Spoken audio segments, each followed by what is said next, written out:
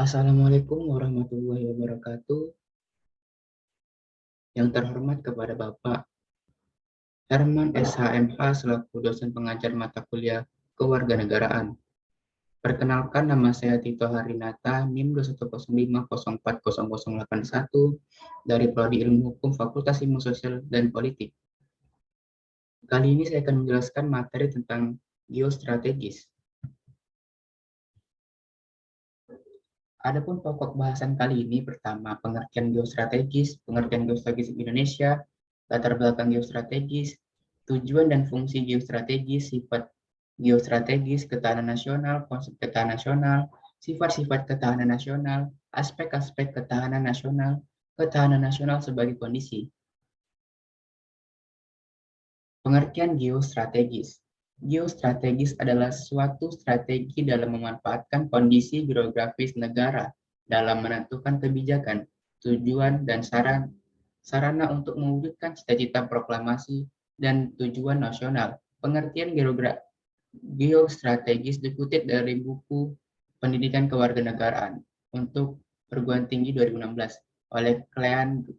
Geostrategis diartikan sebagai metode atau aturan-aturan untuk menciptakan cita-cita atau tujuan melalui proses pembangunan yang memberikan arahan. Arahan yang dimaksud yaitu bagaimana membuat strategi membangun dan keputusan yang terukur dan terimajinasi guna mewujudkan masa depan yang lebih baik, lebih aman, dan bermartabat.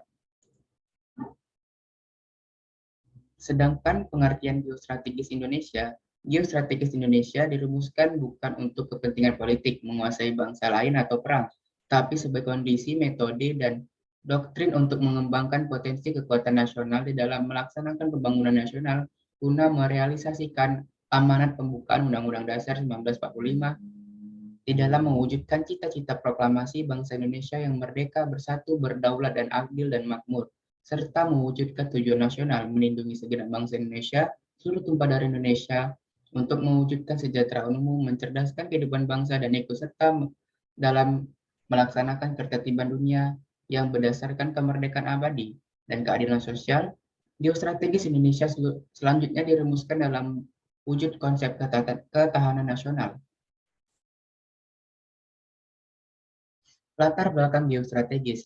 Dengan posisi latar belakang geostrategis, potensi sumber kekayaan alam, serta besarnya jumlah kemampuan penduduk yang dimiliki, Indonesia menjadi ajang perebutan pengaruh negara-negara besar. Kondisi kehidupan nasional merupakan percerminan ketahanan nasional, yaitu kondisi yang harus dimiliki dalam suatu aspek kehidupan bermasyarakat, berbangsa, dan bernegara dalam wadah NKRI.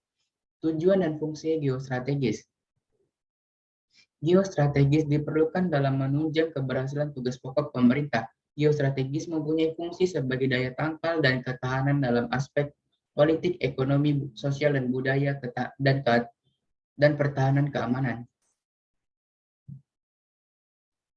Sifat geostrategis. Pertama, menunggal. Kedua, mawas ke dalam. Ketiga, kewibawaan. Keempat, berubah menurut waktu. Kelima, tidak membenarkan sikap adu kekuasaan atau adu kekuatan. Percaya pada diri sendiri, tindak bertanggung pada pihak lain.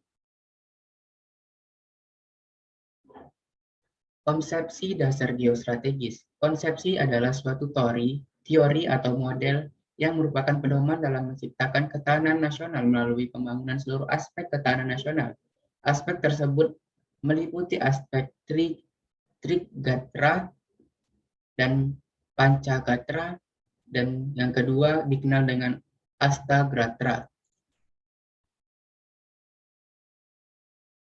Geostrategi Indonesia selanjutnya dirumuskan dalam wujud konsep ketahanan nasional atau National Endurance Republik Indonesia. Ketahanan nasional kondisi dinamis suatu bangsa yang berisi keuletan dan ketangguhan, mengandung kemampuan mengembangkan kekuatan nasional dalam menghadapi dan mengatasi segala macam gangguan, hambatan, dan tantangan baik dari luar maupun dalam negeri. Bangsa Indonesia membangun ketahanan nasional di atas falsafah yaitu Pancasila, Di dalam Pancasila tergandung nilai-nilai yang telah hidup dan berkembang dalam kehidupan objektif bangsa Indonesia sebelum terbentuknya Persekutuan Bangsa. Konsep ketahanan nasional. Ketahanan nasional adalah kekuatan yang membuat bangsa dapat bertahan menghadapi ancaman, gangguan, dan tantangan. Ketahanan nasional ini dilatar belakangi oleh kekuatan yang ada di suatu bangsa dan negara sehingga mampu mempertahankan kelangsungan hidupnya.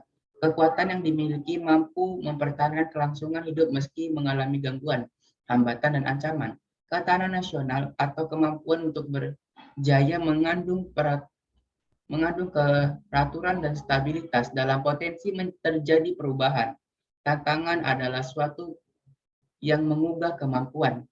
Hambatan merupakan kendala yang sifatnya melemahkan, yang bersifat konseptual dalam diri sendiri, sedangkan gangguan itu berasal dari luar.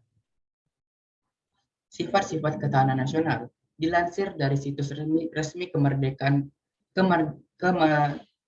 Pendidikan dalam kebudayaan Republik Indonesia. Sifat-sifat dasar ketahanan nasional sebagai berikut: integratif,